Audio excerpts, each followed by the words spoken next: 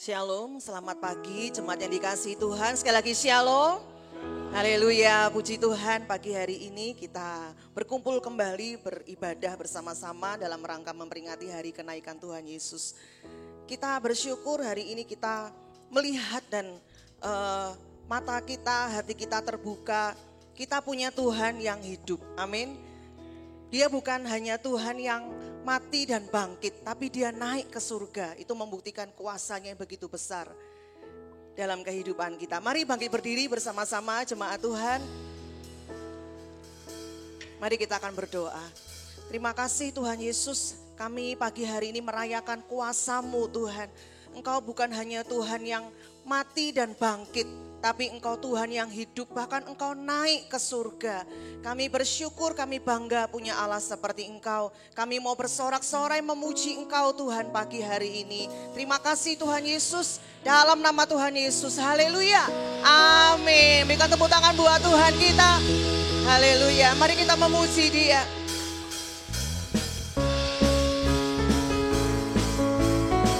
Mari bersama-sama dengan segenap hati kita, sebab kita punya Allah yang hidup, Dia Allah yang sudah naik ke surga.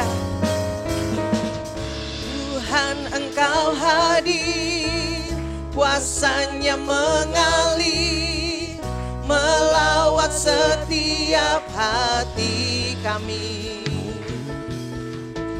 Roh-Mu membebaskan, Roh-Mu membangkitkan, kebesaran-Mu dinyatakan.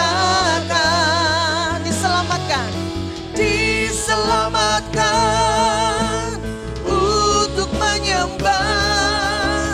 Datanglah kerajaan-Mu di dunia, di hadapan tata-Mu seluruh jiwa menyatu, naikkan pujian senada dengan surga. Kami datang bersatu, sembah puji nama-Mu, semesta bersuka bersama dengan surga. Amin. Tidak ada alasan kita tidak memuji Dia, sebab Dia Allah yang layak untuk kita puji, kita sembah. Dia hadir. Tuhan Engkau hadir, kuasanya mengalir, melawat setiap hati kami. Roh-Mu membebaskan, Roh-Mu membangkitkan, kebesaran-Mu dinyatakan. Diselamatkan untuk menyembah. Datanglah kerajaan-Mu di dunia, di hadapan tata-Mu seluruh jiwa menyatu, naikkan pujian senada dengan surga.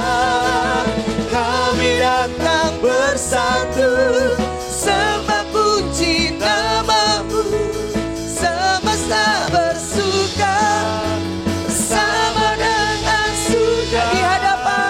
Di hadapan tata-Mu seluruh jiwa menyatu, naikkan pujian senada dengan surga.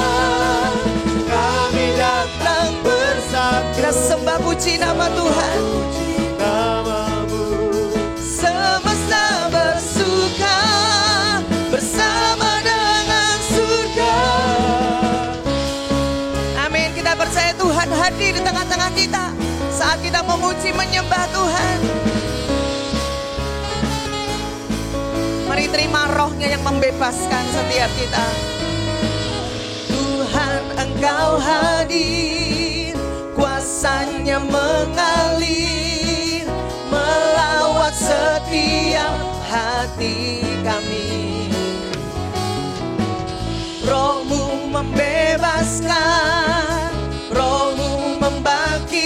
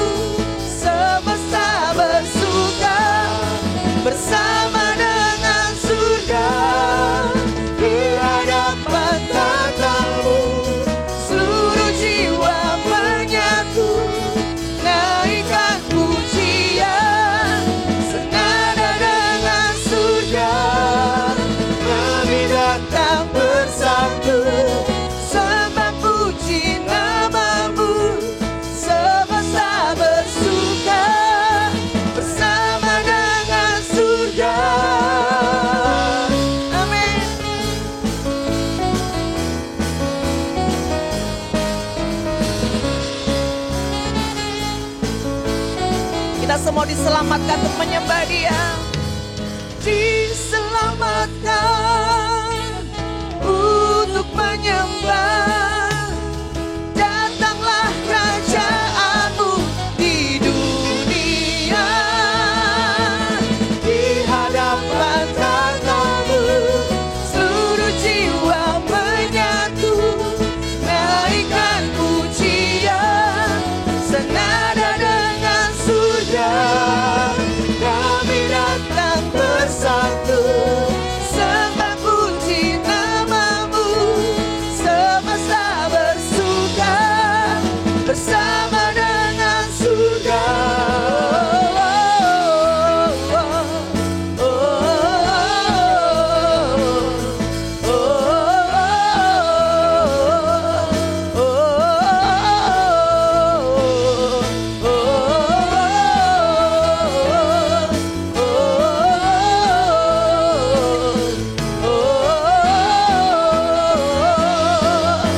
Bersama dengan surga. Saudara-saudara, buat Tuhan Yesus kita. Haleluya, haleluya. Kita bersyukur kita punya Tuhan yang berkuasa. Hanya Yesus Tuhan namanya, amin. Kita percaya ada kuasa di dalam nama Tuhan kita, haleluya.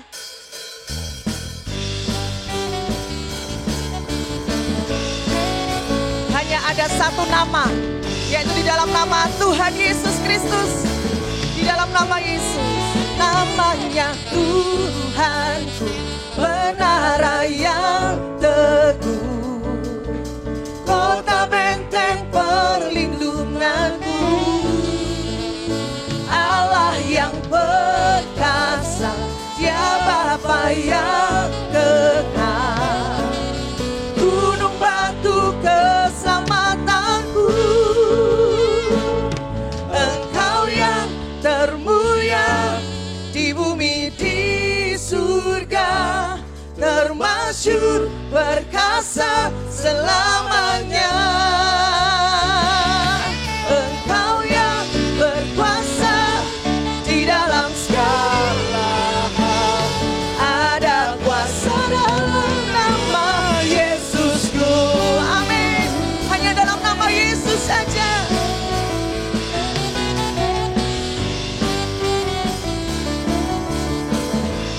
Dialah Tuhan, namanya Tuhanku, menara yang teguh, kota benteng perlindunganku,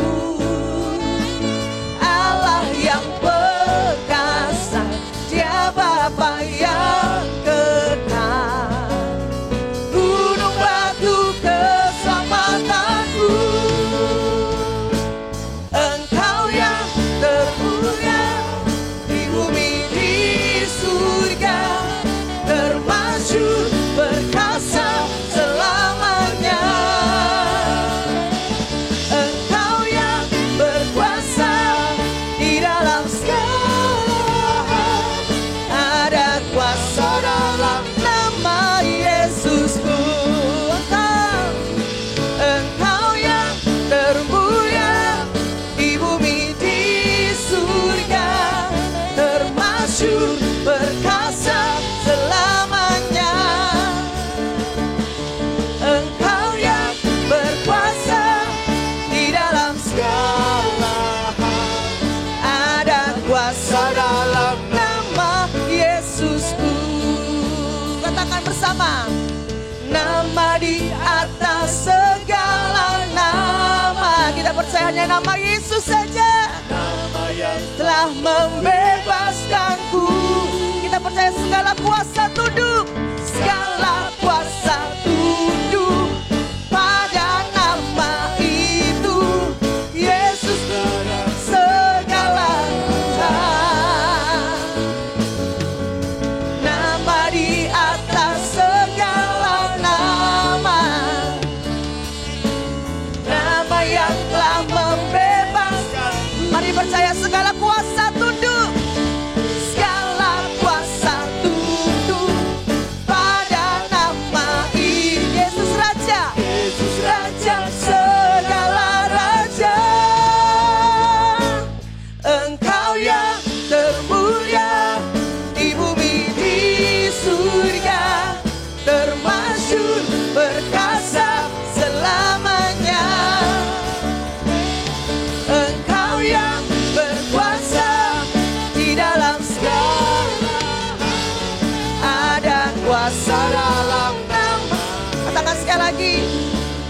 Nama di atas segala nama. Nama di atas segala nama. Hanya Yesus Tuhan. Nama yang telah membebaskanku. Segala kuasa tunduk pada nama Yesus Tuhan. Yesus Tuhan, segala Tuhan. Nama di atas segala nama. Nama yang telah membebaskan saya. Segala kuasa semua tunduk. Segala kuasa tunduk pada nama itu. Yesus Raja, segala raja. Engkau yang termulia Di bumi, di surga, masyhur perkasa. selamanya. Engkau yang berkuasa Di dalam segala ada kuasa dalam nama Yesusku. Ada kuasa dalam nama Yesusku. Ada kuasa dalam nama Yesusku. Amin, kami percaya namamu berkuasa Tuhan. Tidak ada yang seperti Engkau. amin. Saudara-saudara buat Tuhan Yesus Kristus. Haleluya. Haleluya.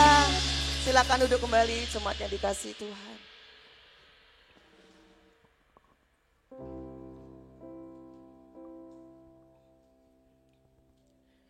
Terima kasih Tuhan, terima kasih. Pagi hari ini Kau mengingatkan kami kembali bahwa Allah yang kami sembah, Allah yang hidup dan berkuasa. Kau membuktikannya dengan Engkau naik ke surga, disaksikan oleh murid-murid-Mu Tuhan. Kau naik ke surga. Kami bersyukur, kami bangga punya Allah seperti Engkau. Tidak ada Allah yang seperti Engkau ya Tuhan. Terima kasih Tuhan, terima kasih.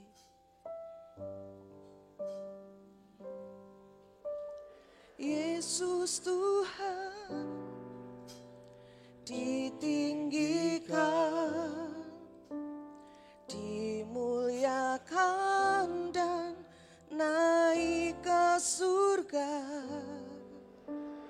Dia berikan Roh Kudus-Nya, menguatkan dan menolong selalu. Sungguh ku rindu bersekutu denganmu selamanya. Allah Roh Kudus, jamah hatiku dengan urapanmu. Rindu selalu dekat denganmu, tinggal di hadiratmu.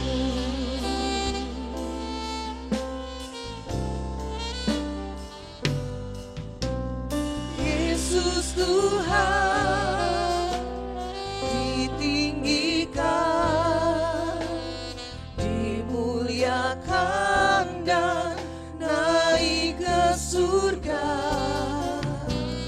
Dia berikan Roh Kudus-Nya, menguatkan dan menolong selalu. Sungguh ku rindu bersekutu denganmu selamanya.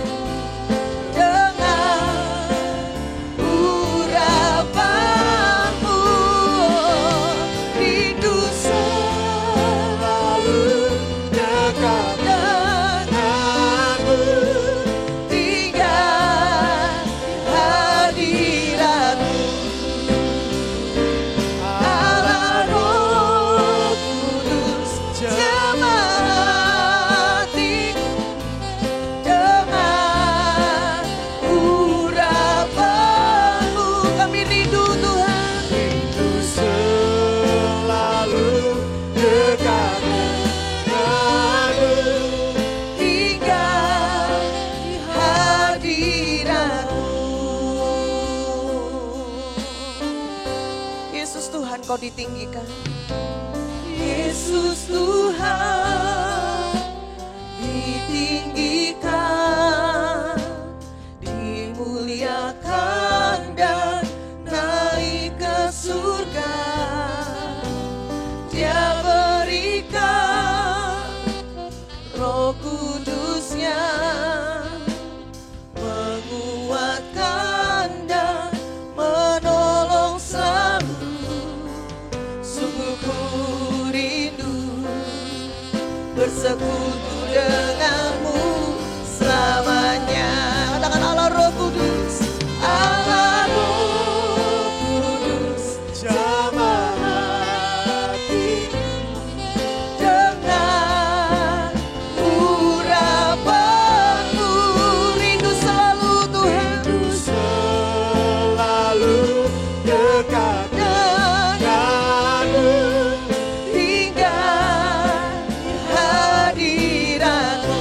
Allah Roh Kudus, Allah Roh Kudus, jamah hatiku dengan urapanmu. Rindu selalu dekat denganmu hingga hadiratmu. Mari bersama katakan, Allah Roh Kudus, jamah hatiku dengan urapanmu. Kami rindu Tuhan lawatanmu Tuhan. Kami rindu jamahanmu dalam hidup kami. Dekat denganmu, tinggal di hadirat. Mari jemaat Tuhan lebih sungguh lagi katakan, Jamah hatiku dengan urapanmu.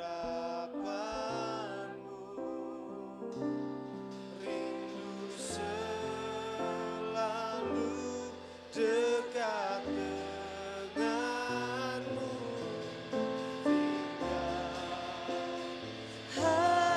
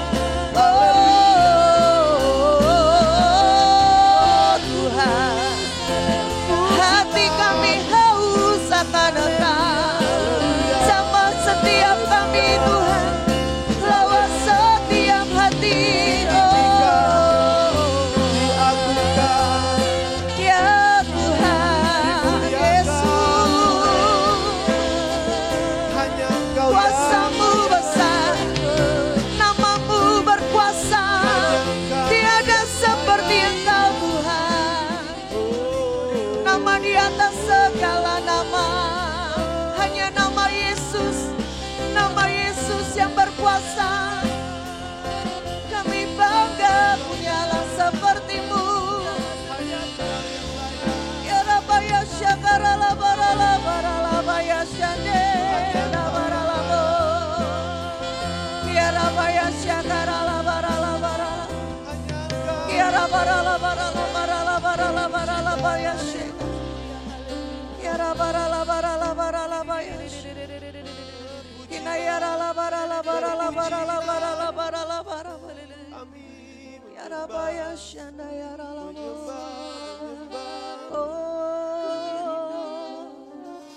Kami buka hati kami menyembah-Mu Tuhan, menyembah-Mu saja Tuhan. Engkau yang layak disembah, Engkau yang layak dipuji, diagungkan, ditinggikan. Sebab tiada yang seperti-Mu Tuhan. Kau berkuasa atas langit dan bumi. Kau berkuasa, Kau membuktikannya Tuhan Yesus. Kami menyembah-Mu, menyembah-Mu, menyembah-Mu, memuji-Mu, meninggikan Engkau. Buat kebaikan-Mu Ya Rabaya Shekana ya Rala Barala Sheka ya Rala Barala Barala Barala Barala. Ya Rabarala Baya Sheka Rala Barala Baya Shekana ya Rala Barala Barala Barala. Kira ya Rala Barala Barala Barala Barala Barala Barala Barala Barala Barala Barala Barala Barala Barala. diagungkan. Ya Rabaya Sheka Rala Barala Baya Rala Barala Barala. Ya Rabarala Baya Sheka Rala Barala Barala. Ya Rala Barala Barala Barala Barala Barala Barala Barala Barala Barala Barala. Ya Rala Barala Baya Sheka Rala Barala Barala Barala Barala. Ya Rabarala Barala Barala Barala Baya Sheka ya Rala Barala Barala. Dipuji. Ya Rabaya Sheka Rala Barala Barala Barala Barala Barala Barala. Sheka ya Rala Barala Barala Barala Barala. Ya Rabaya Sheka ya Rala Barala Barala Barala Barala. Ya Rabaya Sheka Rala Barala Barala Barala Barala Barala. Ya Rabaya Sheka Rala Barala Barala.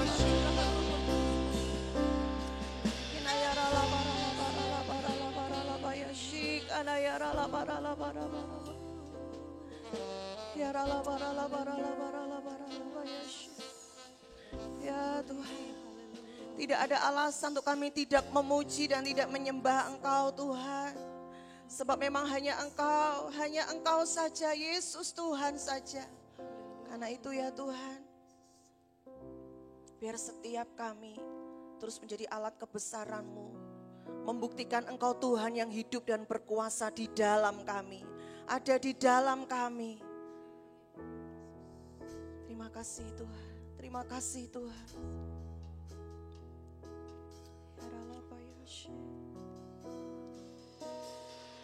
Tuhan, Kau sempurna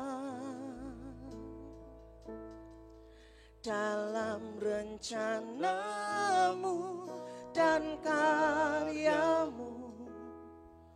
Ku serahkan hidupku, murnikan dengan Roh-Mu. Tuhan, Kau sempurna dalam rencana-Mu dan karya-Mu. Ku serahkan hidupku, murnikan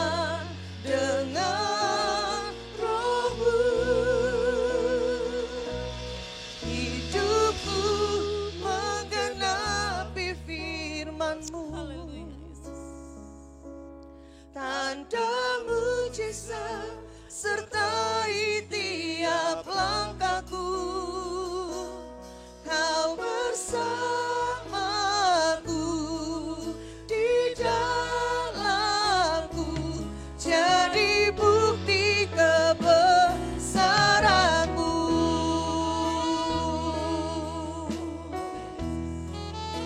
Mari katakan bersama. Tuhan, Kau sempurna dalam rencanamu dan karyamu.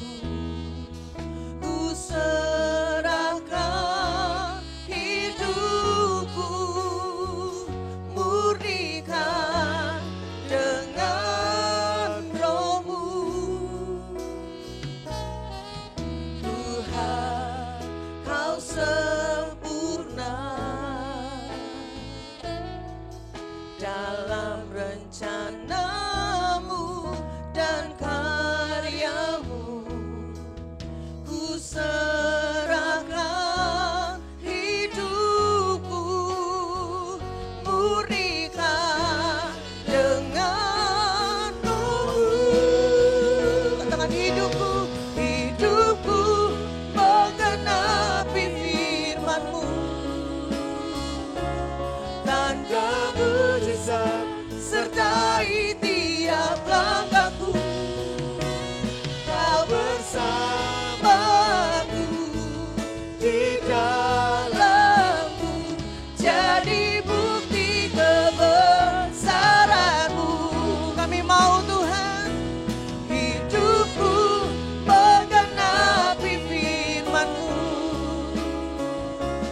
Tanda mujizat sertai tiap langkahku. Kau bersama kami, Kau di dalam kami, di dalamku, jadi bukti kebesaran-Mu.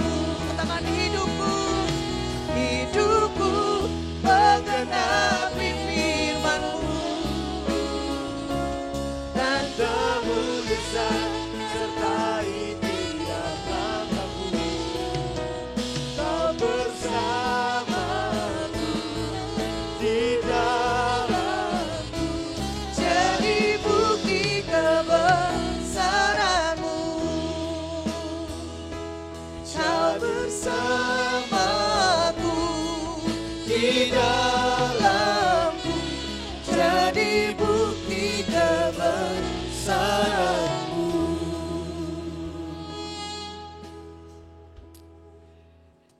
Terima kasih buat kesempatan kami di momen kami bisa kembali mengingat satu peristiwa di mana Tuhan setelah Engkau dibangkitkan, Kau kembali ke surga. Kau punya maksud yang mulia ketika Engkau naik ke surga. Kami mau belajar dari firman-Mu. Tuhan tolong supaya kami mengerti, supaya kami dapat memahaminya, dan kami kemudian dapat melakukannya dalam hidup kami. Bicara kepada kami di dalam dan demi nama Yesus Kristus kami mengucap syukur dan berdoa. Haleluya. Amin. Shalom Bapak Ibu. Ya, hari ini kita merayakan hari kenaikan Tuhan Yesus. PowerPoint bisa ditampilkan? Oke, nanti saya dari sini saja. Baik. Nah, Bapak Ibu, saya bertanya-tanya, kenapa Tuhan Yesus harus naik ke surga? Kenapa Tuhan tidak tinggal saja di bumi? Ya, kalau Tuhan di bumi kan satu waktu kita bisa ke Yerusalem dan bertemu dengan Dia. Mungkin itu pikiran kita. Atau bagaimana dengan pikiran murid-murid? Ya, kalau kita membaca di Kisah Rasul satu kali setelah Yesus menyatakan dirinya selama 40 hari berturut-turut mengajar murid-muridnya.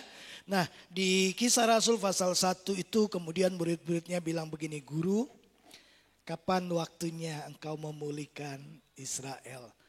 Bapak Ibu, saya percaya murid-murid berharap Yesus tinggal. Murid-murid berharap Yesus tidak naik ke surga, ya. Tapi Yesus memilih untuk naik ke surga. Sebab kalau dia tinggal di bumi, maka murid-murid akan terus ada bersama-sama dengan Yesus.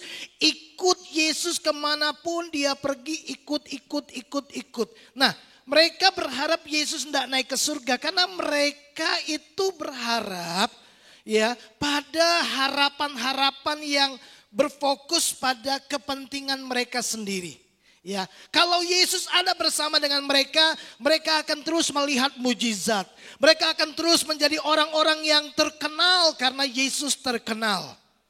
Ya, mungkin seperti itu.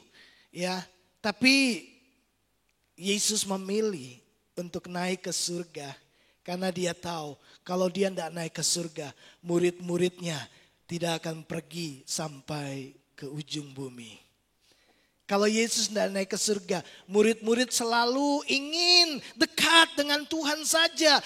Di mana Yesus kalau ada di Bethlehem, ya mereka di Bethlehem. Kalau Yesus ke Yerusalem, ya mereka di Yerusalem. Kalau Yesus di Betsaida, ya mereka di Betsaida. Mereka nggak akan sampai ke Samaria, mereka nggak akan sampai ke Korintus, mereka nggak akan sampai ke Filipi dan lain sebagainya. Karena apa? Lebih senang kalau Yesus bersama-sama dengan Yesus. Nah, hari ini saya ingin mengajak kita belajar beberapa hal tentunya. Mengapa Yesus harus naik ke surga. Bapak Ibu, mari kita lihat ayat ini terlebih dahulu. Di dalam Yohanes pasal 13 ayat yang pertama dikatakan demikian.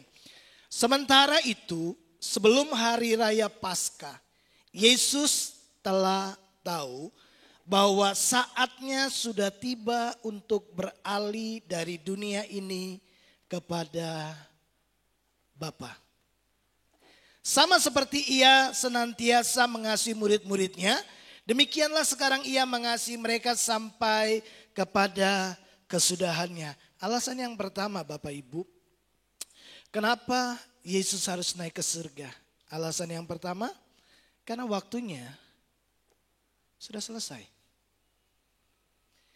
Lihat ayat ini, sementara itu sebelum hari raya Paskah mulai, Yesus telah tahu bahwa saatnya, waktunya sudah tiba untuk beralih. Ya, untuk meninggalkan dunia ini, ya, kembali kepada Bapa di surga. Tuhan kita adalah Tuhan yang menghargai waktu. Tuhan kita adalah Tuhan yang bekerja sesuai dengan waktu. Tuhan yang memperhatikan waktu. Dia tahu bahwa waktunya di dunia sudah selesai. Untuk apa? Untuk dia mengerjakan tujuan-tujuan kedatangannya di dunia ini. Untuk dia menyelesaikan karya penebusan di dalam dunia ini. Bapak Ibu yang dikasihi oleh Tuhan, setiap kita harus mengerti bahwa saudara dan saya, kita ini harus tahu bahwa waktu kita ada di dalam dunia, waktu kita itu terbatas. Bapak Ibu tidak selama-lamanya ada di dunia. Betul? Nah, selagi kita masih bernafas, selagi kita masih punya kesempatan, itu berarti masih ada waktu untuk kita mendekat kepada Tuhan. Masih ada waktu untuk kita mengenal Tuhan. Masih ada waktu untuk bertobat. Masih ada waktu untuk mengerjakan kehendak Tuhan. Masih ada waktu untuk menjadi berkat bagi banyak orang. Ada satu lagu berkata bahwa hidup ini adalah kesempatan. Betul? Sudah tahu ya? Dan kalimat terakhir bahwa kalau hidup ini adalah kesempatan, kita memastikan bahwa kita sudah jadi berkat. Waktu mengerjakan tujuan menghadirkan kita ke dalam dunia ini, itu waktunya terbatas Bapak Ibu. Jangan selalu berpikir masih ada hari esok, masih ada hari esok. Kita nggak tahu. Seperti yang beberapa waktu yang lalu saya katakan, apakah hari esok itu adalah hari ininya kita? Apakah hari esok itu akan menjadi hari ininya kita? Bapak Ibu, tidak ada satupun yang tahu. Nah, karena itu mari belajar menghargai waktu yang Tuhan berikan kepada kita. Yesus ngerti waktunya sudah sangat dekat. Itu sebabnya dia mengerjakan semuanya sampai selesai. Mari kita sama-sama belajar untuk kemudian memahami setiap kesempatan-kesempatan yang Tuhan berikan dalam kehidupan Bapak Ibu Saudara. Orang berkata, ya kesempatan bisa datang untuk yang kedua kalinya. Ya kalau ada, kalau nggak ada. Masih ada kesempatan, nanti minggu depan juga masih ada gereja, kita bisa datang. Ya gereja selalu ada. Persoalannya kita selalu ada atau enggak, kan gitu persoalannya. Apakah hari Minggu nanti kemudian kita pasti akan menjalani kehidupan di dunia ini? Atau hari ini mungkin hari terakhir? Atau besok hari terakhir? Kita nggak tahu. Kalau kita ada di rumah duka, di pemakaman, kita sadar realita bahwa manusia pada akhirnya mati. Betul? Bahwa kematian itu tidak peduli dengan usia. Mau bayi, mau remaja, 10 tahun, 16 tahun, 17, 50, 70, 100 tahun.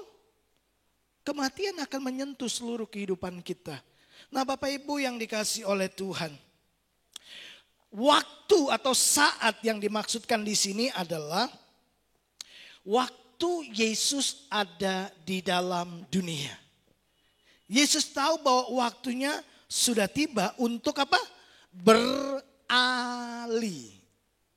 Untuk apa? Untuk pindah. Nanti kita akan mengerti. Beralih ya dari dunia ini kembali kepada Bapa di surga. Kita semua memiliki waktu ya di mana nanti saudara akan beralih dari dunia ini kepada kekekalan. Ya.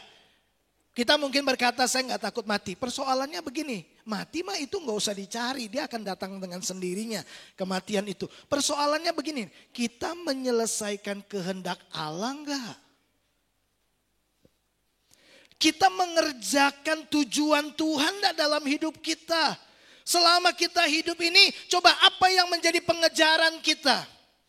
Apa yang menjadi upaya-upaya yang coba kita ambil dari seluruh kehidupan? Ya.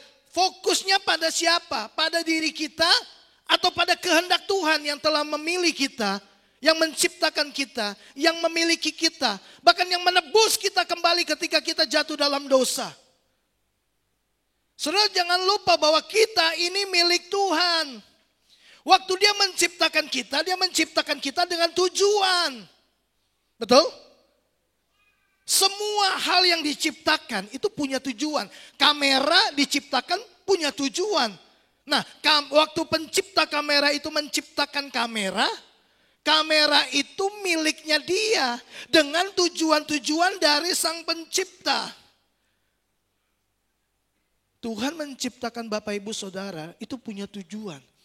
Jangan bilang bahwa kita hadir ke dalam dunia ini karena keinginan papa kita. Karena keinginan mama kita. Bahkan untuk membuat pembuahan terjadi di dalam rahim ibu kita saja. Papa kita nggak punya kuasa sama sekali. Itu semua Tuhan. Daud menyadari itu. Dia berkata bahwa Tuhan kau menenun aku di dalam rahim ibuku. Engkau membentuk aku, tanganmu itu menenun aku. Itu Tuhan Bapak Ibu. Berarti kalau dia yang menciptakan Bapak Ibu Saudara, dia pemilik kehidupanmu. Betul? Berarti waktu dia menciptakan Bapak Ibu Saudara, dia punya tujuan enggak? Dia punya tujuan. Kita yang sering kali mengabaikan Tuhan. Coba 2 Korintus 5 ayat yang ke-15 berkata gini. Kristus mati untuk semua orang. Supaya mereka yang hidup tidak lagi hidup untuk dirinya sendiri. tetapi untuk Dia yang telah mati dan dibangkitkan bagi kita. Ini ayat sangat jelas. Hidupmu bukan milikmu. Hidupmu milik Tuhan. Dan engkau diciptakan untuk mengerjakan tujuan-tujuan Tuhan. Nah, Bapak Ibu yang dikasihi oleh Tuhan. Sebelum Yesus beralih dari dunia ini kembali kepada Bapa, Dia menyelesaikan semua tugasnya. Saya berdoa sebelum kita beralih dari dunia ini, kembali kepada kekekalan bersama dengan Bapa di surga, di mana kemudian kita akan berhadapan dengan bema tahta pengadilan Kristus untuk kita memberi pertanggungjawaban, ya, apa yang kita sudah kerjakan di dalam dunia. Kita akan bertanggung jawab untuk semua talenta yang Tuhan berikan buat kita. Kita harus bertanggung jawab untuk semua waktu yang Tuhan kasih buat kita. Kita harus bertanggung jawab untuk semua tenaga, semua fasilitas yang Tuhan kasih buat kita. Ya, Dia kasih kita fasilitas, misalkan usaha, Dia kasih kita fasilitas mobil, Dia kasih kita fasilitas pendidikan yang tinggi. Banyak fasilitas yang Tuhan beri buat kita dan kita harus mempertanggungjawabkan semuanya. Betul enggak? Kepada hamba yang dipercayakan 1 talenta, 2 talenta, 5 talenta. Tuhan minta pertanggungjawaban. Saudara, jangan berpikir bahwa kita tidak bertanggung jawab. Bahkan terhadap uang yang kita pakai. Kita harus bertanggung jawab. Karena kita bukan pemilik, kita pengelola. Kalau kita pemilik, Bapak Ibu kita mati, bawa uangnya.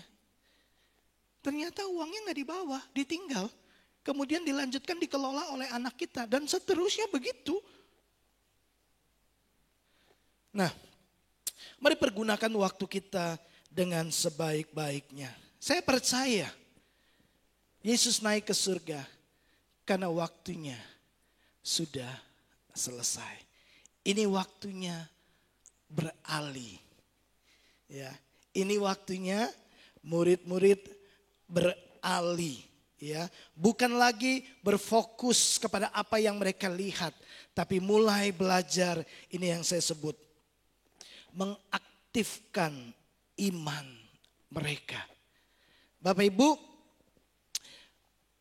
perhatikan baik-baik kata beralih.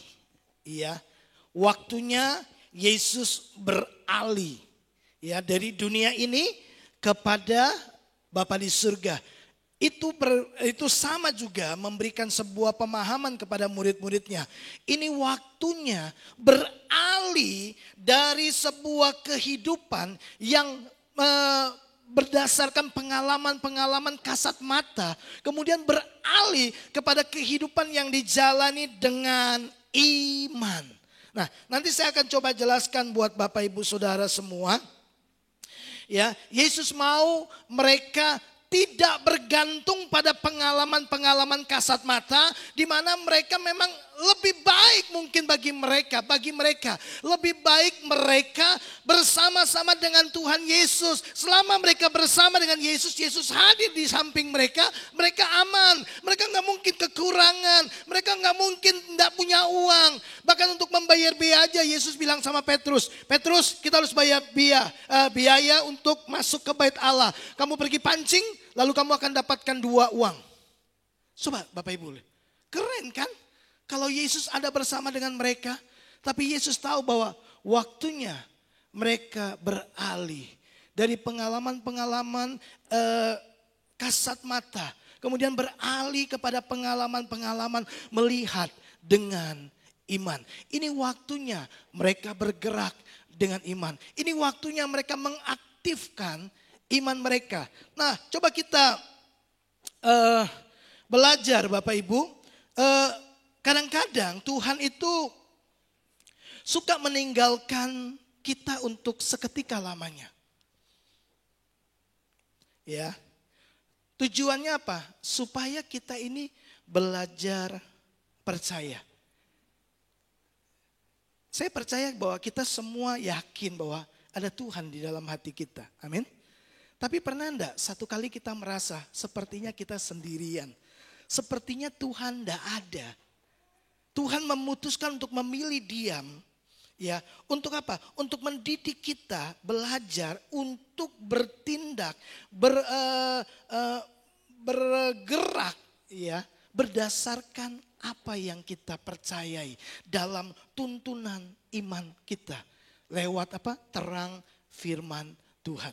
Nah, belajar untuk mengaktifkan iman kita, belajar untuk masuk pada satu dimensi kehidupan yang tidak kelihatan oleh mata. Belajar untuk masuk pada satu dimensi yang kemudian kita tidak mendengar lewat telinga kita. Satu dimensi di mana semuanya harus dibaca dengan hati. Semuanya harus dibaca dengan iman. Semuanya harus dibaca dengan mata rohani kita. Ini pengalaman-pengalaman yang luar biasa. Nah, saya mau kita lihat satu peristiwa Bapak Ibu. Ini peristiwa Lazarus dibangkitkan. Ya. Dikatakan ayat 14, saya ambil ayat 14. Karena itu Yesus berkata dengan terus terang, Lazarus sudah mati. Sebelum peristiwa ini, Maria dan Marta kirim orang untuk kasih kabar kepada Yesus bahwa Lazarus yang kau kasihi sedang sekarat, hampir mati. Harapan mereka, Yesus ada bersama dengan mereka. Harapan mereka, kalau Yesus hadir pasti semuanya baik-baik saja. Mereka mengalami banyak peristiwa. Mereka melihat banyak peristiwa. Di mana ada Yesus semuanya selesai. Semuanya teratasi. Yesus jawaban. Makanya mereka berharap Yesus ada bersama-sama dengan mereka. Tapi herannya Yesus memilih untuk tidak hadir di sana. Apa tujuannya? Supaya kamu dapat belajar percaya. Ayat 15, dia bilang begini, Lazarus sudah mati. Tapi syukurlah aku tidak hadir pada waktu itu. Coba Bapak Ibu. Bapak Ibu lagi sedang dalam masalah, dalam keadaan yang terjepit. Bapak Ibu berdoa, Tuhan tolong, Tuhan tolong. Tuhan bilang begini, terus kita menghadapi masalah yang lebih berat lagi dan semakin berat. Lalu kita mungkin terpuruk, lalu Tuhan bilang begini, syukurlah aku tidak datang saat itu. Loh, coba, marah gak Bapak Ibu? Halo, kalau ini didengar oleh Maria dan Marta, syukurlah. Untung aku tidak datang waktu itu. Berarti Tuhan memang menginginkan Lazarus mati ya. Berarti Tuhan tuh tidak mengasihi Lazarus ya. Berarti Tuhan tuh tidak mengasihi kita ya. Dia membiarkan kita dalam keadaan seperti itu. Dia tidak hadir, dia nggak datang, dia nggak ulurkan tangan, dia nggak buat mujizat. Tidak semua persoalan kita selesai dengan mujizat. Tidak semua masalah harus selesai dengan mujizat. Karena Tuhan mau kita belajar. Ya. Nah, Bapak Ibu coba lihat. Ya, tetapi syukurlah aku tidak hadir pada waktu itu. Sebab demikian lebih baik bagimu. Bapak Ibu, jangan-jangan hari-hari ini ketika kita sedang dalam pergumulan yang berat.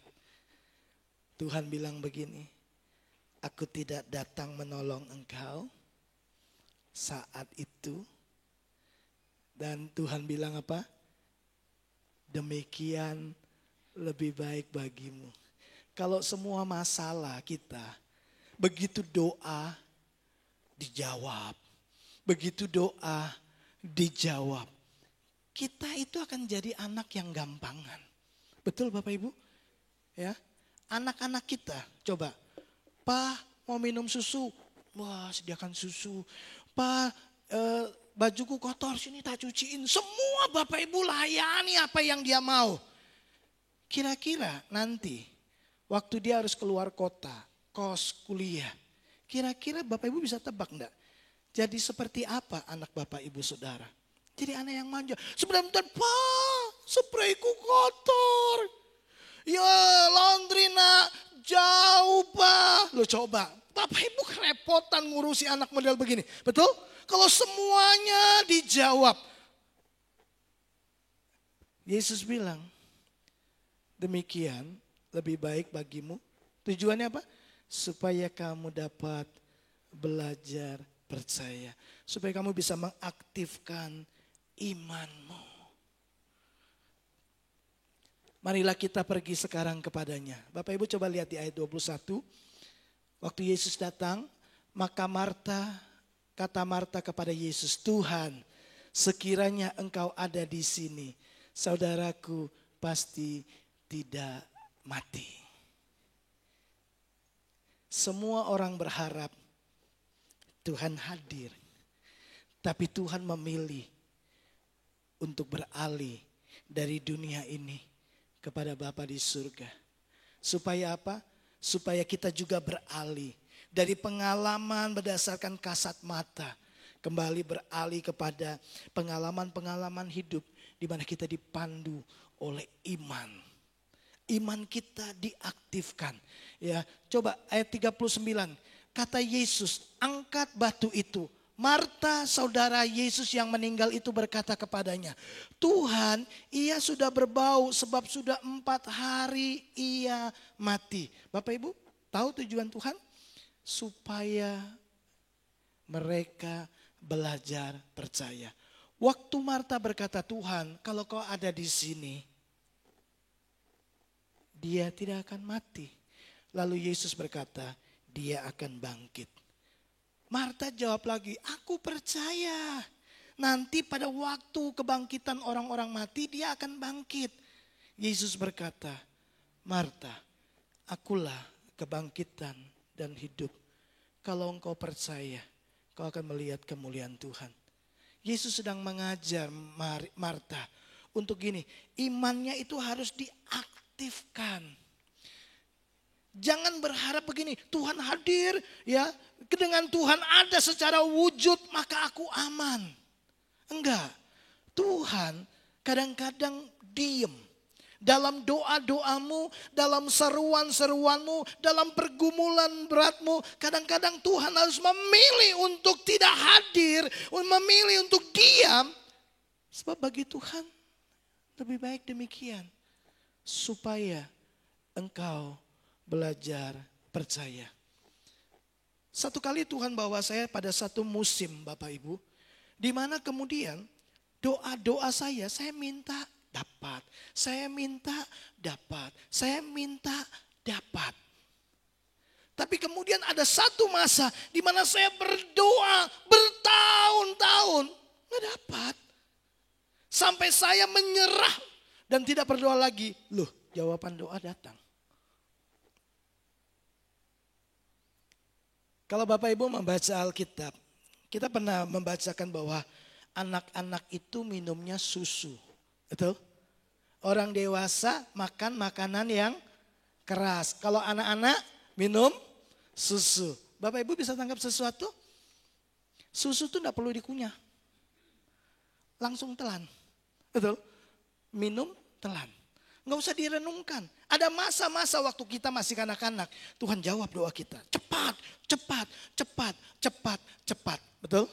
Doa, doa dapat. Doa langsung dikabulkan. Ada masanya.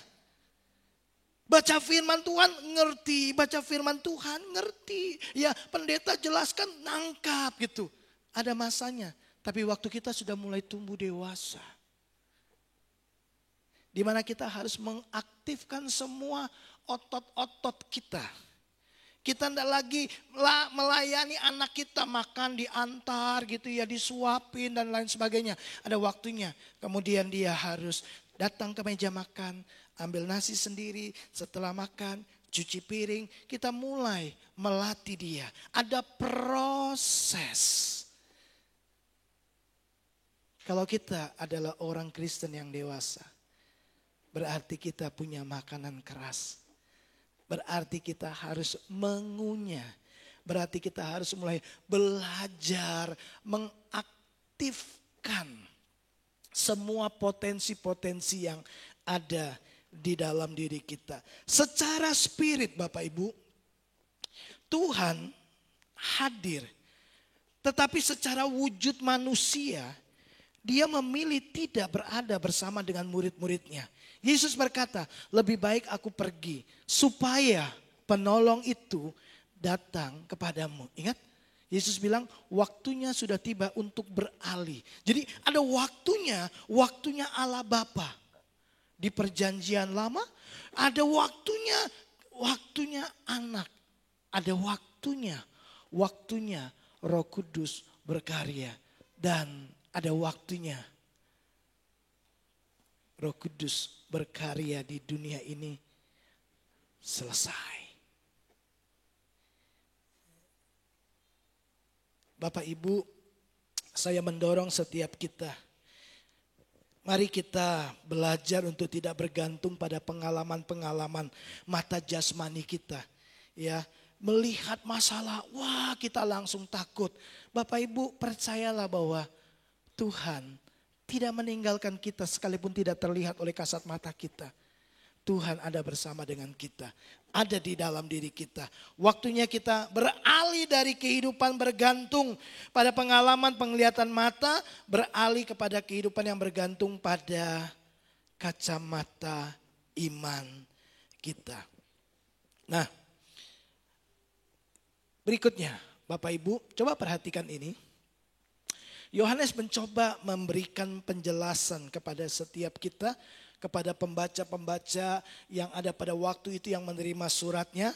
Ya, dikatakan sementara itu sebelum hari raya Paskah Yesus telah tahu bahwa saatnya sudah tiba untuk beralih dari dunia ini kepada Bapa. Sama seperti ia senantiasa mengasihi murid-muridnya, demikianlah ia sekarang mengasihi mereka sampai kepada kesudahannya. Nah, Yohanes mau beritahu dan menguatkan hati orang-orang percaya. Kalau Yesus naik ke surga, Yesus meninggalkan mereka sebagai dari wujud manusia yang nyata yang bisa dilihat, diraba. Ya, itu bukan berarti waktu Yesus meninggalkan, Yesus tidak mengasihi. Yesus bukan tidak mengasihi murid-muridnya. Yohanes mengungkapkan bahwa Yesus senantiasa mengasihi murid-muridnya. Demikianlah sekarang ia mengasihi mereka sampai kepada kesudahannya. Kalau seorang suami, seorang ayah harus pergi jauh, meninggalkan anak dan istri untuk bekerja supaya bisa mendapatkan keuangan yang cukup untuk bisa membiayai keluarganya. Waktu dia meninggalkan istri dan anaknya, itu bukan berarti dia nggak sayang sama keluarga. Enggak Bapak Ibu, dia sayang.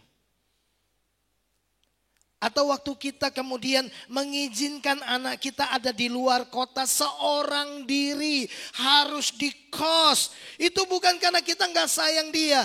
Kita sedang mengizinkan dia kemudian menggunakan semua potensi, semua hal yang sudah diajarkan oleh orang tua untuk dia kemudian hidup mandiri dan menjadi dewasa, menjadi pribadi yang bisa bertanggung jawab. Waktu Yesus meninggalkan murid-muridnya, itu waktunya mereka beralih. Ya, terjadi yang namanya pengalihan tanggung jawab. Ingat Yohanes 20 ayat 21, Yesus bilang sama murid-muridnya, sama seperti Bapa mengutus aku, demikian juga sekarang aku mengutus kamu. Tanggung jawab untuk membawa kabar baik, karya keselamatan yang Yesus sudah berikan, itu beralih kepada siapa? Kepada murid-muridnya. Nah, jadi Tuhan sudah tahu bahwa ini waktunya, ya, murid-murid mengambil tanggung jawab untuk memberitakan Injil kerajaan surga. Selama Yesus ada di dalam dunia, Yesus mengajar mereka. Bahkan sebelum dia naik ke surga 40 hari, berulang-ulang Yesus mengajar mereka berkaitan dengan apa? Injil kerajaan Allah. Nah, waktu dia naik ke surga, tanggung jawab itu beralih dan dia berkata begini, kepercayaan itu beralih. Seperti Bapa mengutus aku, demikian juga aku mengutus kamu. Bapak Ibu, jangan lupa bahwa saudara dan saya adalah utusan-utusan Injil dari kerajaan Allah di kota di mana kita ada. Kita ini duta-duta kerajaan Allah. Untuk membawa kabar baik kepada semua orang. Nah, kenapa Yesus naik ke surga? Yang pertama, waktunya udah selesai. Waktunya beralih dari dunia ini kepada Bapa di surga. Waktunya ya beralih dari kehidupan yang bergantung pada pengalaman mata jasmani, kemudian beralih kepada kehidupan yang mulai mengaktifkan iman kita. Belajar percaya, sekalipun tidak melihat, tapi kita percaya bahwa Tuhan bersama dengan kita. Tidak terlihat oleh kasat mata kita, tapi kita tahu bahwa Dia menyertai kita. Itu hanya bisa dibaca dalam kacamata iman. Sekalipun aku mengalami kekurangan, hari ini aku tetap percaya bahwa Tuhan mengasihi aku. Sekalipun hari ini doaku belum terjawab, aku percaya Dia tetap mengasihi aku. Dia tidak meninggalkan aku. Nah, itu hanya bisa kita lihat, kita fahami dari kacamata iman kita. Waktunya pelayanan orang-orang kudus. Bapak Ibu, kenapa Yesus harus naik ke surga? Kalau Yesus tidak naik ke surga Bapak Ibu, maka kita tidak akan menemukan sebuah kisah yang menceritakan begini. Bayangan Petrus lewat, orang sembuh. Kita tidak akan pernah dengar kisah itu. Kita tidak akan pernah dengar kisah Petrus khotbah 3.000 orang bertobat. Kita tidak akan pernah dengar kisah itu. Kita tidak akan pernah dengar kisah orang yang meminta-minta di depan bait Allah. Dan Petrus Yohanes berkata, apa yang ada padaku, aku berikan kepadamu. Aku gak punya emas perak, tapi apa yang aku punya. Dalam nama Yesus, berdirilah. Kita tidak akan dengar kisah itu. Betul? Kita tidak akan dengar kisah di mana mujizat, tanda-tanda heran, pertobatan. Kita tidak akan pernah dengar kisah itu. Bahkan mungkin Bapak Ibu, kalau Yesus tidak naik ke surga dan Dia tetap ada di Yerusalem, kita yang ada di sini hanya bisa mendengar berita. Ada orang hebat di Yerusalem, luar biasa, bikin mujizat, tapi kita nggak bisa ketemu sama dia. Karena untuk bisa ke sana, Bapak Ibu butuh biaya besar. Kalau biaya yang murah, saya percaya Bapak Ibu udah ke Yerusalem semua. Kalau sampai hari ini Yesus tidak naik ke surga dan Dia masih ada di Yerusalem, untuk ketemu Yesus, bukankah kita harus ke sana? Sampai di sana, belum tentu bisa lihat. Karena pasti jutaan orang berjubel di sana. Bahkan mungkin seluruh dunia memenuhi Yerusalem. Dan bandara tutup. Karena sudah penuh manusia. Siapa yang tidak mau ketemu Yesus? Waktu Yesus ada di Yerusalem, waktu Yesus masih ada di dunia, ribuan orang tiap hari ikut Yesus. Betul kan? Itu hanya sekitar. Nah, bagaimana kalau seluruh dunia mendengar?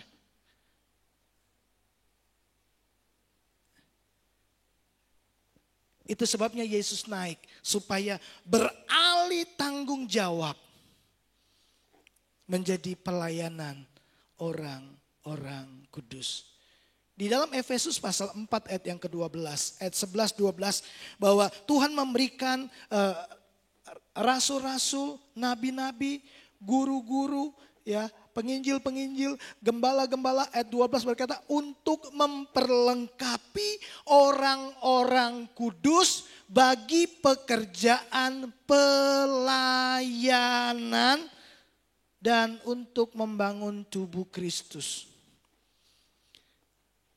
Beralih dari pelayanan Yesus Kristus waktu dia naik ke surga, kepercayaan itu diberikan kepada kita menjadi pelayanan orang-orang kudus. Hari-hari ini Tuhan sedang membangkitkan pelayanan orang-orang kudus. Dan itu adalah saudara dan saya. Jangan pikir pelayanan pekerjaan Tuhan itu hanya dikerjakan oleh pendeta dan full timer. Bapak Ibu keliru. Semua kita ini orang-orang kudus dipersiapkan. Saudara ada di tempat ini mendengar firman Tuhan. Saudara sedang dipersiapkan untuk apa? Mengerjakan kehendak Allah dalam hidup saudara. Apa kehendak Allah? Kehendak Allah yang pertama dan yang utama. Tuhan tidak mau orang lain binasa. Semuanya selamat. Artinya tanggung jawab kita untuk beritahu mereka. Yesus mengasihimu. Yesus mau kau masuk ke surga. Yesus tidak mau kau binasa selama-lamanya. Untuk itu dia mati bagi kamu. Itu tugas kita. Salah satu kehendak Allah yang harus kita kerjakan begini. Jangan biarkan orang berjalan menuju kepada neraka. Salah satu tugas kita adalah begini. Menguatkan saudara-saudara seiman. Salah satu tugas kita adalah begini. Membuat keseimbangan. Supaya tidak terjadi gap yang terlalu jauh. Miskin sekali, kaya sekali. Lihatlah jemaat mula-mula. Mereka memberikan apa yang ada pada mereka. Supaya semuanya cukup. Itu tanggung jawab kita. Pelayanan kepada tubuh Kristus. Bapak Ibu jangan berpikir hanya hidup untuk dirimu sendiri. Baca Filipi pasal yang kedua. Kita diminta supaya masing-masing kita tidak mementingkan kepentingan diri sendiri. Tapi belajar mengutamakan kepentingan orang lain lebih utama. Bisa enggak? Bisa. Persoalannya mau atau tidak. Mau enggak kita saling mengingatkan Bapak Ibu? Jangan lupa. Besok minggu ada ibadah.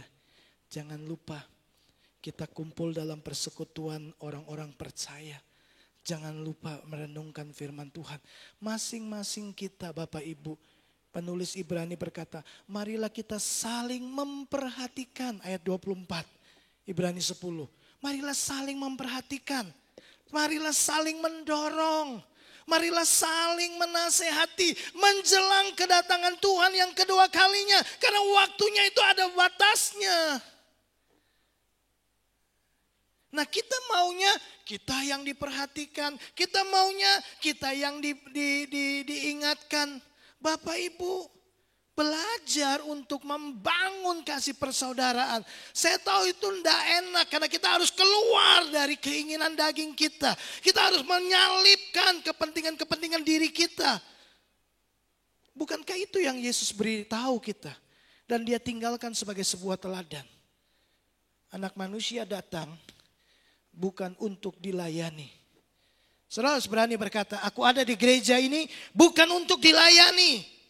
Tapi aku mau melayani tubuh Kristus. Karena ini waktunya telah beralih dari pelayanan Kristus menjadi pelayanan orang-orang kudus. Biasanya Bapak Gembala yang ingatkan. Hari ini aku mau ingatkan semua saudara-saudara saya. Jangan lupa ibadah. Jangan lupa merenungkan firman Tuhan.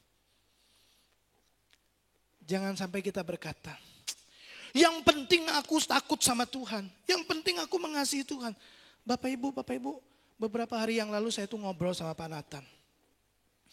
Kita ngobrol beberapa orang-orang yang hebat dalam pelayanan. Tapi kemudian mereka mengerjakan hal-hal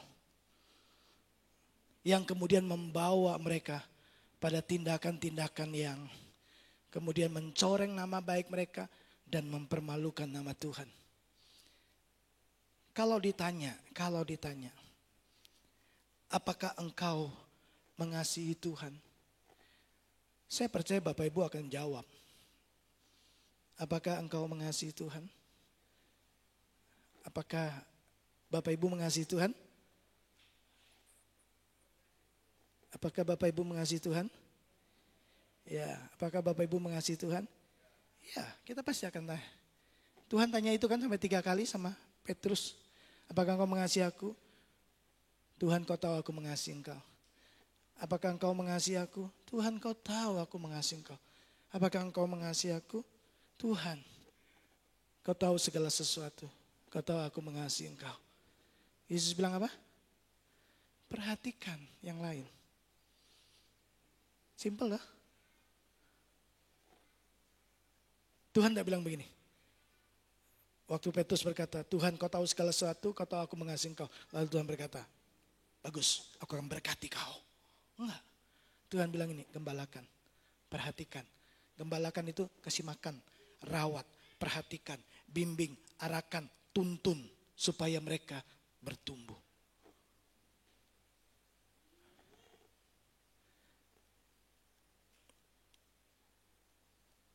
Saya percaya kita semua mengasihi Tuhan. Tapi coba upgrade pada satu level lagi. Apakah kita takut akan Tuhan? Ya. Kalau mengasihi Tuhan, semua mengasihi Tuhan. Tapi apakah kita takut akan Tuhan? Apakah kita punya sikap respect, hormat kepada Tuhan? Banyak orang-orang hebat berkata aku mengasihi Tuhan. Tapi dosa jalan.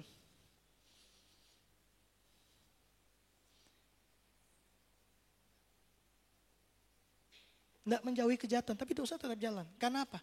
Nggak punya respect, hormat sama Tuhan. Kalau aku buat ini, Tuhan senang atau enggak? Bikin Tuhan nangis atau enggak? Orang kalau mengasihi Tuhan, lalu dia kemudian punya respect, hormat sama Tuhan. Dia tidak akan meninggalkan semua kebenaran-kebenaran firman Tuhan.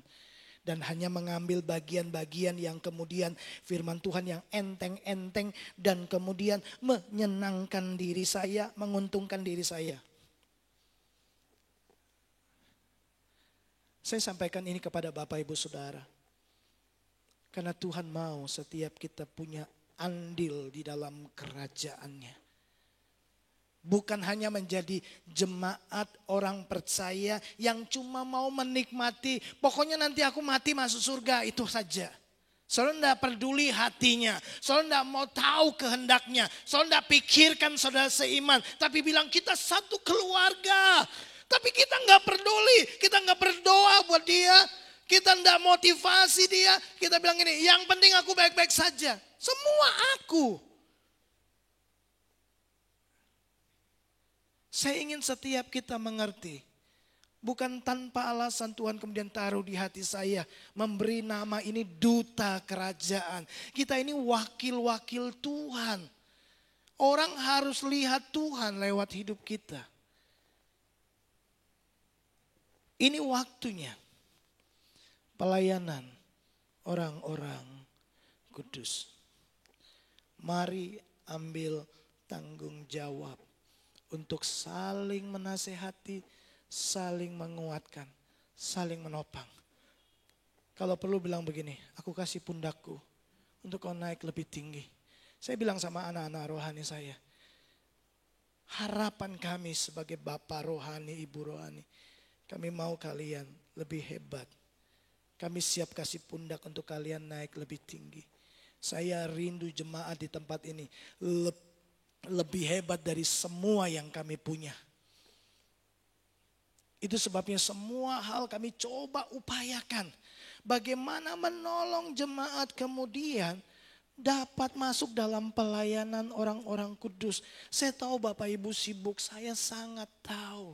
Tapi kita punya tanggung jawab dalam keluarga Tuhan.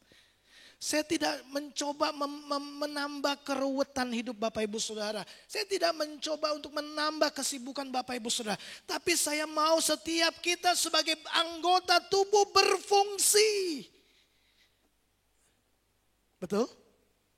Tangan berfungsi, kaki berfungsi. Nah kalau kaki tidak mau bergerak, apa jadinya tubuh? Saya bisa saja berpikir gini, yang penting saya takut Tuhan, yang penting saya kerjakan bagian saya pelayanan sungguh-sungguh, saya lakukan semua dengan segenap hati. Mereka mau bertumbuh dan mau bertumbuh urusan mereka. Saya bisa berpikir seperti itu.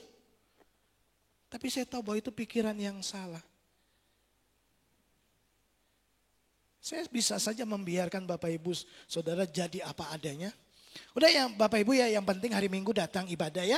Jangan lupa kasih persembahan. Jangan lupa bawa perpuluhan. Saya bisa saja berpikir sederhana seperti itu. Tidak meruwetkan pikiran saya. Tidak membuat saya kemudian harus menangis di dalam doa saya. Ketika mendengar sesuatu tentang saudara. Ya, meratap dalam hati saya, dalam jeritan roh saya. Saya bisa saja nggak mau peduli. Tapi saya tahu bahwa saya dipanggil untuk menjaga, untuk menolong, untuk terus memberi motivasi, untuk terus menguatkan Bapak Ibu Saudara tanpa bosan-bosannya mengingatkan. Mungkin Bapak Ibu bosan, ya kita kadang-kadang mau WA, aduh nanti kita ini terlalu campur tangan kayaknya ya. Bapak Ibu enggak enak loh, ya. Jangan berpikir waktu saya WA itu, saya itu menguatkan hati saya untuk tanya, kenapa enggak dekom? Itu enggak gampang Bapak Ibu. Saya bisa saja berkata, tanggung jawabmu sendiri, nantilah kamu ketemu Tuhan, lah kamu tahu. Saya bisa saja berpikir gini, nanti kalau sudah susah jangan cari-cari Tuhan. Loh, itu pikiran-pikiran yang kadang-kadang iblis sodorkan. Saya tahu itu bukan pikiran yang baik, saya singkirkan. Bapak Ibu, ini waktunya beralih pada pelayanan orang-orang kudus. Dengar ini baik-baik. Tidak ada pengangguran dalam kerajaan surga, betul? Semua kita punya peran.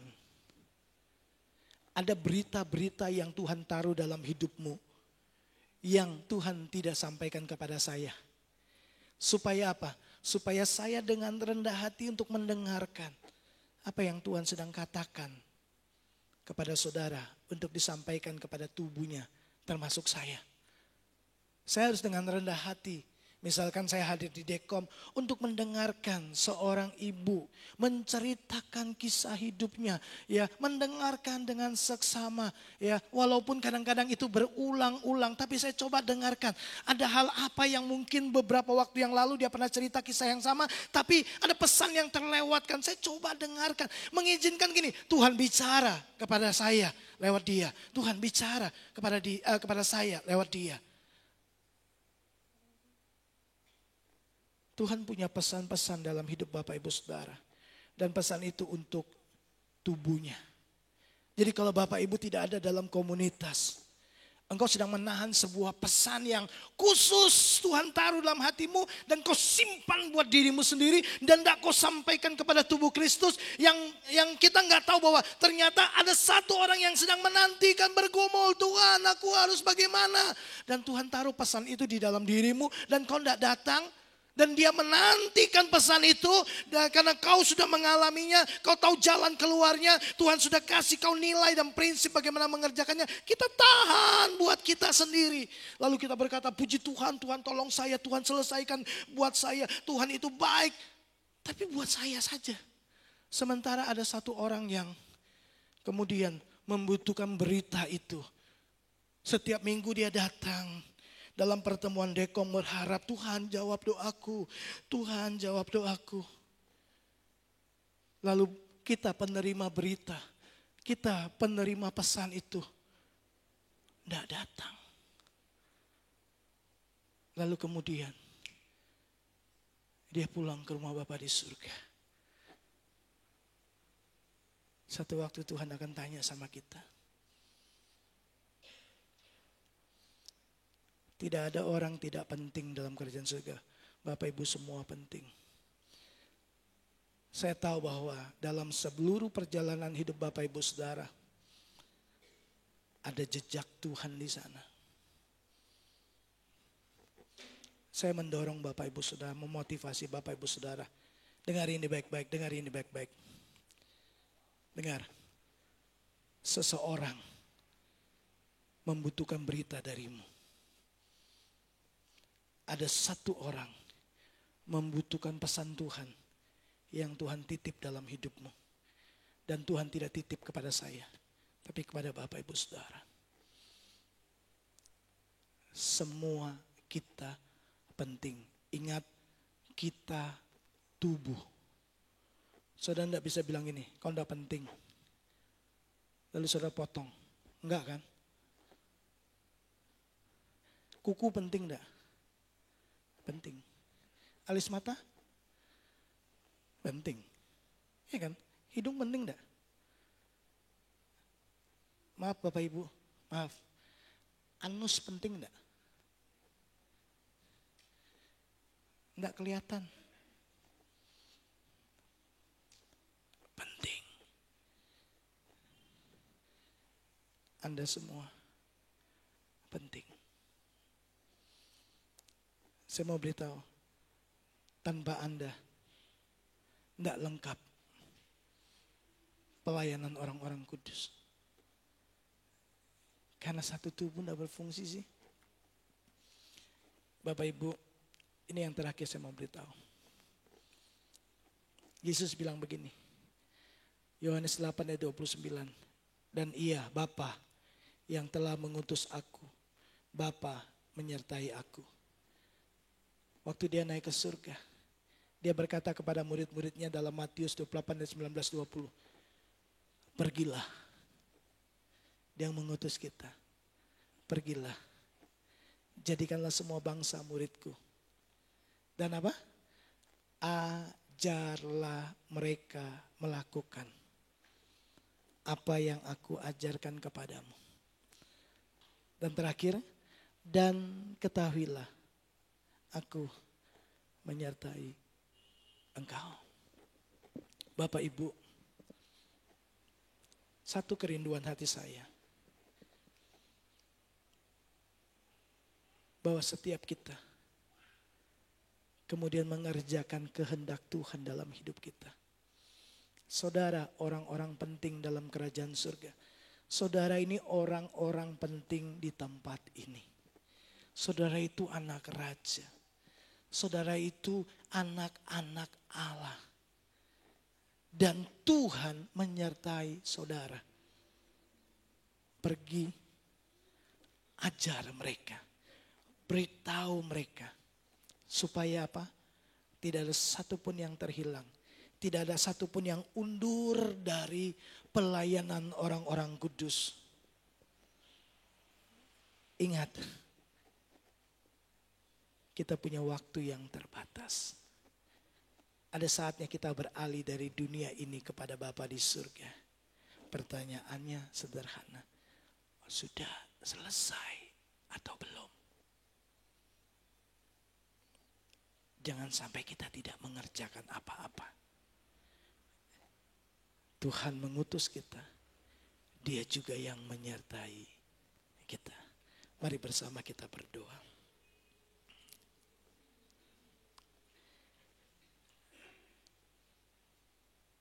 Bapa, terima kasih. Kami tahu waktu Tuhan naik ke surga. Itu waktunya tanggung jawab beralih kepada kami. Masuk dalam pelayanan orang-orang kudus. Setiap kami penting bagi pergerakan tubuh Kristus. Setiap kami memiliki pesan-pesan penting yang Tuhan taruh khusus dalam hidup kami. Tiap-tiap orang memiliki pesan-pesan penting untuk keluarga ini, untuk tubuh Kristus. Jangan biarkan seorang pun di antara kami yang memendam itu di dalam tanah. Jangan ada seorang pun di antara kami yang menyimpannya hanya untuk diri kami sendiri. Sementara ada seseorang yang membutuhkan kami. Ada seseorang yang sedang menanti berita kami. Ada seseorang yang menanti jalan keluar yang Tuhan sudah tunjukkan kepada kami. Ada seseorang yang membutuhkan hidup kami. Engkau menciptakan Hawa untuk menjawab kebutuhan Adam. Waktu Engkau menciptakan kami untuk menjawab kebutuhan seseorang, minimal satu orang. Tuhan, jangan biarkan setiap kami hanya memikirkan kepentingan diri kami sendiri. Kami mau belajar meneladani Yesus Kristus. Kami datang bukan untuk dilayani, tapi untuk melayani. Untuk memberikan hidup kami. Untuk memberikan pesan Tuhan yang datang dalam hidup kami kepada orang yang membutuhkannya. Tolonglah kami Tuhan, supaya kami mengerti. Kami ada di waktu pelayanan orang-orang kudus. Seperti Bapa mengutusmu, demikian kau mengutus kami dan berkata, pergilah dan ketahuilah, aku menyertai engkau. Terima kasih, kuatkan dan teguhkan hati kami Tuhan. Mari kekasih-kekasih Tuhan, arahkan hatimu kepada Tuhan. Seperti Bapa mengutus Yesus, demikian Tuhan Yesus mengutus kita untuk pergi dan menjadi berkat, menjadi terang, menjadi saksinya. Pergilah dan bawalah berkat yang datang daripada Allah Bapa, kasih sayang daripada Tuhan Yesus Kristus, di dalam persekutuan Allah Roh Kudus, kiranya memimpin menyertai seluruh perjalanan hidupmu. Pelayanan orang-orang kudus menjadi bagian dalam hidupmu, di mana engkau kemudian menyampaikan kabar baik kepada semua orang, dan Tuhan Yesus menyertaimu. Kita pulang membawa berkat Abraham, Ishak, dan Yakub. Berkat yang disempurnakan dalam Kristus Yesus Tuhan kita. Setiap kita yang percaya kita diberkati Tuhan. Dalam nama Yesus mari sama-sama katakan amin. Selamat siang, Tuhan memberkati kita semua.